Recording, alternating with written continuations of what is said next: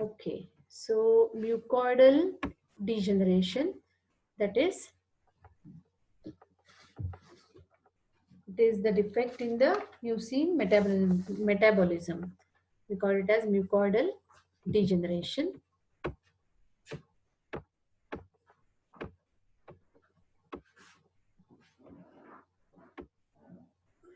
Okay. So whenever there is excessive amount of mucus in unusual location, we call it as a mucus or mucoidal degeneration.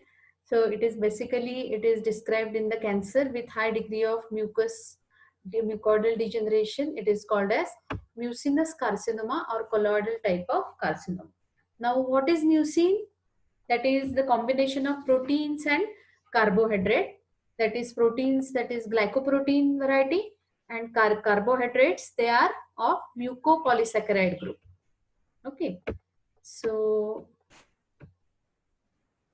this mucin, basically they are of two type. So here it is given, that is mucoidal degeneration definition, that is, it is the change characterized by accumulation of mucin in intracellular or extracellular foci. We call it as mucoidal degeneration. Now types of mucoidal degeneration: epithelial mucin and connective tissue mucin. So epithelial mucin is a composed of sallomucin plus neutral mucopolysaccharide, may accumulate in intracellular or extracellular locations. And connective tissue mucin, that is, mucin is predominantly acid mucopolysaccharide variety, sulfated and carboxylated. So whenever the mucin is sulfated and carboxylated, we call it as connective tissue mucin. Okay. Okay. Now we will discuss about this connective tissue mucin. What is connective tissue mucin? Okay. So this is elaborated by connective tissue elements and form two important ingredients in the body. Okay. So there are two important ingredients in the body. They are related with or represented the connective tissue mucin, that is hyaluronic acid and chondroitin sulfuric acid. Hyaluronic acid and chondroitin sulfuric acid. So this type of mucin occurs in myxomas and myxomatous degeneration of connective tissue. So myxomas and myxomatous connective degeneration, in that case this particular mucins, they get elaborated and they represented the connective tissue mucin. Okay. Now it is also in subcutaneous tissue. It is also present in the subcutaneous tissue in the cases like, or in the conditions like hypothyroidism. You can write about this connective tissue mucin. What is connective tissue mucin? It represents, or it is elaborated by connective tissue elements which forms two important ingredients in the body, namely hyaluronic acid and chondroitin sulfuric acid. So this connective tissue mucin, that this type of mucin occurs in myxomas and myxomatous degeneration of the connective tissues. Then these are nothing but the tumors. Myxomatous degeneration, they are nothing but the tumors, special type of tumors. We call it as myxomatous tumors. Okay. Now it is also found, we can found this particular mucus or mucin in the subcutaneous tissues in cases of hypothyroidism. This is about connective tissue mucin. Okay. Now the second type is epithelial mucin. It is produced by mucin secreting cells. It is produced in the mucin secreting cells, as in the lining cells of respiratory tract. All of you know the mucous cell lining, they are present in the respiratory tract, then that is nasopharynx or GI tract, then parts of the genital tract in female. Okay, so this mucin linings, they are present, mucin cell linings or mucus layer is present in the in these particular parts. So if there is any pathological changes which affects these tissues, it may cause elaboration of excessive amount of mucin. As I discussed priorly, that is whenever there is common cold, that is infection of respiratory tract, or there is infection of GI tract, the secretions of mucin increases. There is excessive amount of mucin get generated. So in the conditions like catarrhal inflammations, these cells, there is production of large amount of mucin. So catarrhal inflammation in the upper respiratory tract, or also in the lower respiratory tract. Whenever there is catarrhal inflammation, more amount of mucus get generated, and it will give rise to, or it is for evacuation of this particular pathogens, that is viruses or bacteria. The body want to throw them out, so this mucus it get generated, but it is the normal process. But whenever it unusual deposition of this mucus or mucin occurs, then we call it as mucin degeneration. So in the conditions like neoplastic disorders, in the neoplasia of mucin secreting cells, the mucin cells, they get distended with mucin and with flattened nucleus, which is pushed to periphery, again giving signet ring-like appearance. So in the conditions, neoplastic conditions, whenever this mucin secreting cells, they get affected, grossly we can see that these cells, they become large, they get distended with mucin and with associated with flattened nucleus, which get pushed at periphery, giving signet ring-like appearance. So this is all about of mucoidal degeneration. Any queries related to this mucoidal degeneration? Two types of this mucin, connective tissue mucin and epithelial mucin. Okay. So this connective tissue mucin, it is always associated in the maxomas and maxomatous degeneration of the connective tissues, and also get presented as subcutaneous tissue in cases of hypothyroidism. Okay. The names of connective tissue mucin: hyaluronic acid and chondroitin sulfuric acid. Now, I want to ask one question for this winter batch. What is chondroitin sulfuric acid? Where you heard this word, chondroitin sulfuric acid?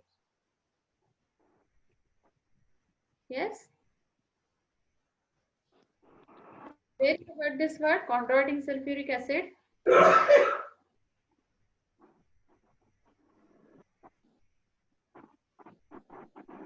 The disease you are remembering in which we use this word? What are the contents of normal urine, my dear students? Yes, for summer batch and for winter batch. What are the constituents of urine, normal urine?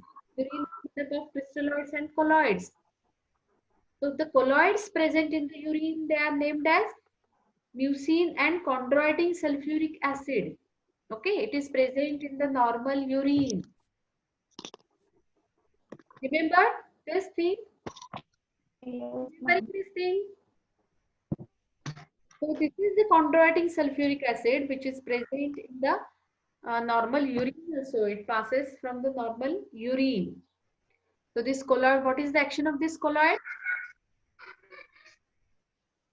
They didn't allow the crystals to get precipitated. Okay, they remain in the, yes, where they get float, they float in the upper section of the urine. They never get they never allows to precipitate these crystalloids. In some inflammatory condition or any diseased condition only, these crystals, they get precipitated, and this colloid also they get changes and they get acquired their adhesive property, and they combine these crystalloids together and there is formation of stone. All of you know these things. Okay, so that is the students from the winter batch. So this is the chondroitin sulfuric acid. It is a connective tissue mucin. It is nothing but the connective tissue mucin. Okay. So it always occurs in the myxomatous conditions and in the conditions like hypothyroidism. Okay.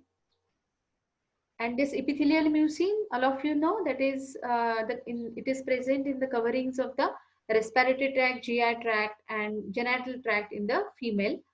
So whenever there is any infection, bacterial or viral infection, there is more secretions of this epithelial mucin, and it is just to throw this particular infectives out from the body. Okay, that is the role of mucin here. But whenever it get abnormally accumulated in the abnormal areas, then we call it as mucoidal degeneration. So what is the combination of this mucin? It is Polymerase S Protein, and protein and carbohydrate. carbohydrates. and carbohydrate. It is made up of Mhm. proteins and carbohydrate. Carbohydrates. Proteins are glycoprotein. Glycoprotein Glycoproteins. group. Carbohydrates are And mucopolysaccharides. Mucopolysaccharides. mucopolysaccharides. Okay, Polysaccharide group. so it is all about of mucoidal degeneration. Okay, then the next part, just I am going to introduce you today. That is about the glycogen infiltration. It is nothing but glycogen infiltration. Like fatty infiltration, there is glycogen infiltration. So glycogen or animal starch is the reserve of carbohydrate, that is carbohydrate which is present in the body, which is chiefly stored in the liver and muscles. Okay, so glycogen or animal, it is also called as animal starch.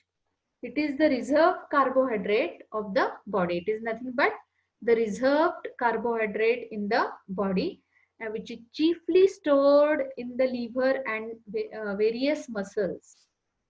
Okay. It is synthesized from the glucose. This glycogen, it is gets synthesized from glucose in the glycogenesis. All of you know this process, glycogenesis. Have you heard this word? That is Yes. by glycogenesis, glucose get converted into glycogen or hydrolysis to the glucose. Either it's synthesized from the glucose, that is during glycogenesis, or hydrolysis to glucose, which occurs rapidly in the body under the influence of enzyme glycogenase or phosphorylase respectively. Glycogenase or phosphorylase.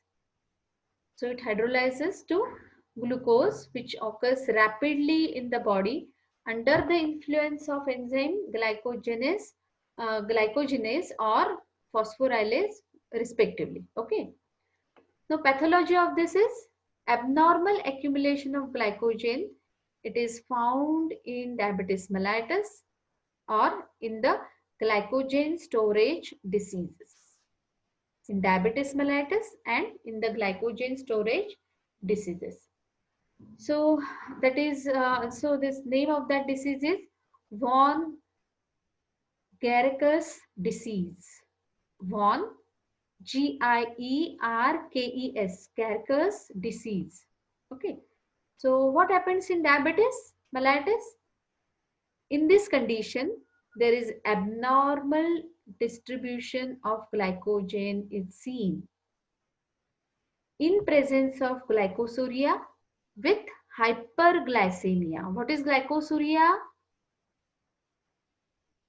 That is presence of glucose in urine. Was in urine. What is hyperglycemia?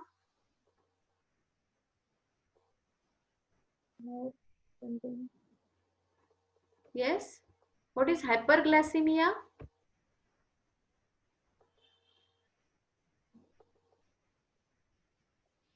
Hyperglycemia is the increased quantity of glucose in the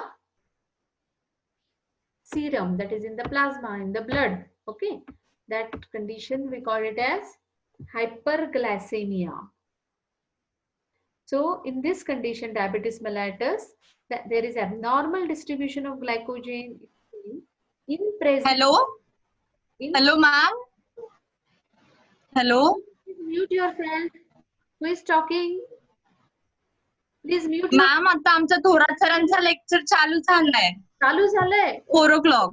Okay, I am. हो हो We will discuss हो tomorrow. Okay. हो ma'am. Okay. Okay. So send me your attendance. Okay. And we will continue with this topic next week. Not tomorrow. Next week. Okay. Okay, ma'am. Okay. Will you, ma'am? Yes. Yes. You can go.